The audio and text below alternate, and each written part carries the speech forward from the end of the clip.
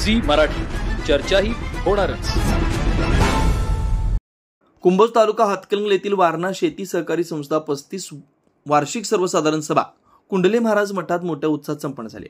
वारणा शेती सेवा सहकारी संस्थेचे एकूण 1356 सभासद आहेत। संस्थेची वार्षिक उलाढाल 56 लाख रुपयांची असून संस्थेच्या ताब्यात असणारे एकूण शेती क्षेत्र 103 एकर इतके आहे।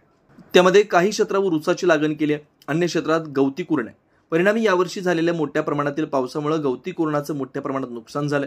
त्यामुळे काही क्षेत्रावरील पिकांचं पूर्णपणे पूरग्रस्त परिस्थितीमुळे नुकसान झालं।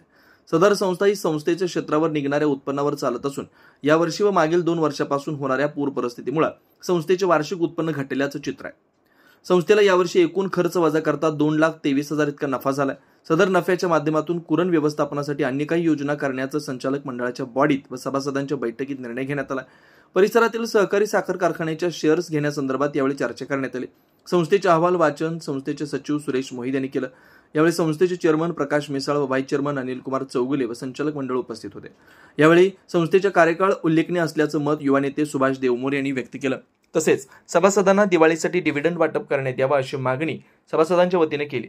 सदर मागणीवरती सदर बैठकीत चर्चा करून लवकरच निर्णय घेण्यात येईल असं मत संस्थेचे चेअरमन प्रकाश मिसाळ यांनी बोलताना व्यक्त केलं।